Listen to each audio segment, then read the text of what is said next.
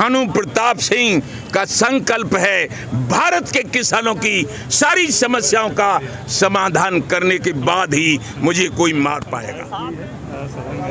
क्या मुद्दे तय किए गए हैं भारत सरकार से, किस तरह से आप लोग? ऐसा है, मेरा नाम भानु प्रताप सिंह है और अराजनीतिक रूप में किसानों की जो समस्या हैं, देश जब से आज़ाद हुआ है तब से मेरे विचार में आज़ाद हुए केवल राजनेता कमीशन खोरी करने के लिए, और आज़ाद हुए उद्योगपति 10,000 की लोहे में 2.5 लाख की बुलेट बनाने के लिए, और ये किसान 300 रुपये का आलू का बीज का कट्टा लाता है। जब इसकी फैक्ट्री में आलू पैदा हो जाता है तो वो कट्टा आलू का 150 रुपये में बिकता है। यानी कोई भी आयोग नहीं, कोई भी इसकी आज़ादी नहीं, और कोई भी इसको फसल के दाम मिलवाने का कोई कानून नहीं। जो बिके ले जाओ, मरे मर जाओ, बचे बच जाओ। तो हमने किसान आयोग का गठन हो, ये केंद्र सरकार से मांग मांगी है। किसान आयोग का गठन हो जाए और किसान आयोग का अध्यक्ष किसान हो, और किसान आयोग के सदस्य गन्ना का किसान, गेहूं का किसान, आलू का किसान, धान का किसान, फलों के किसान, सब्जियों के किसान, वो सदस्य हों। वो बैठ के ये तय करेंगे कि अब DAP इस भाव है, यूरिया इस भाव है, डीजल इस भाव है, ट्रैक्टर का ये दाम है, खेती का ये दाम है। तो हमारा इतना लागत आती है, उसको सरकार को बताएंगे। सरकार को हम बनाते हैं, इसलिए सरकार की जिम्मेवारी है कि जो भाव हम बतावें उस भाव पर सरकार हमारा पूरा का पूरा माल खरीदे। अगर आपकी मांगे नहीं मानी जाती तो अगला एक मिनट हमें मांग बता देने दो पहले। किसान यदि दुर्घटना में मर जाए तो 1 करोड़ रुपया मुआवजा। जैसे चिल्ला बॉर्डर पे हम थे और वहाँ एक दिन 26 तारीख में कुछ लोगों ने लाल किले पे दूसरा झंडा फहराना चाहता था, तो 525 पुलिसकर्मी घायल हुए थे और 110 आप जैसे मीडिया कर्मी। उसी समय आलोक सिंह थे, पुलिस कमिश्नर गौतम बुद्ध नगर, उन्होंने हमसे कहा था ये क्या हो रहा है, हाँ ये क्या हो रहा है।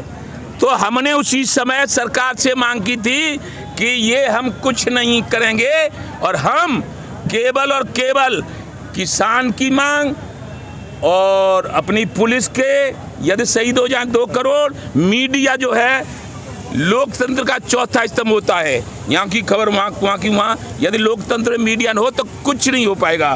तो इसलिए ये शहीद हो जाए तो 4 करोड़ रुपया, और सेना पाकिस्तान, चीन, जापान किसी को नहीं आने देती हो, वो शहीद हो जाए तो उसके परिवार को 5 करोड़ रुपया दिए जाएँ।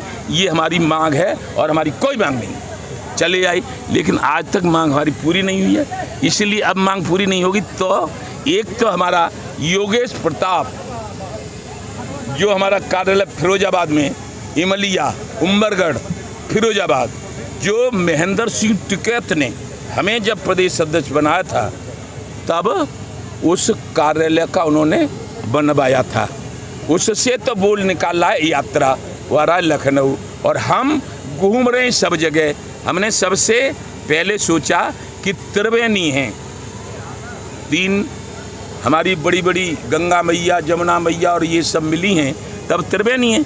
और इस प्रयागराज के नाम को विश्व जानता है, विश्व विख्यात है।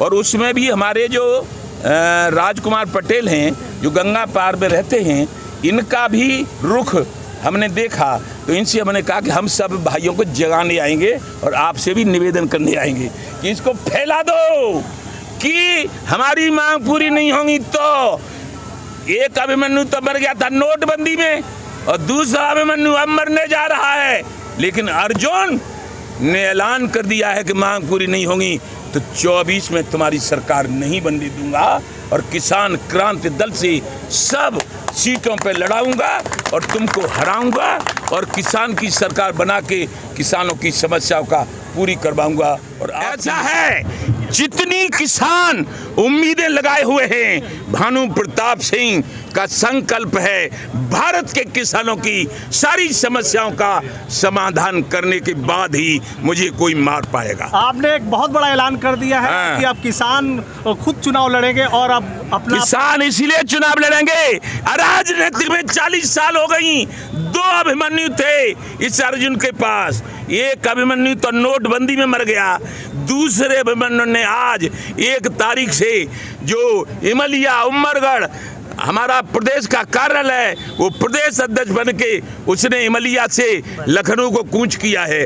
और एक अर्जुन आपके प्रयागराज में दहाड़ रहा है। तो क्या 2024 के चुनाव को लेकर अब किसान यूनियन तैयारी में जुट चुकी है? किसान क्रांति दल का प्रचार कर रहा हूं। किसान क्रांति दल के जिला अध्यक्ष, मंडल अध्यक्ष, तहसील अध्यक्ष, ब्लॉक अध्यक्ष, महिला अध्यक्ष सब बनाऊंगा और किसान लड़ेंगे चुनाव। और जो केवल चाय बेचने वाले हैं, चाय बेचने वाले क्या कर सकते हैं किसानों का भला?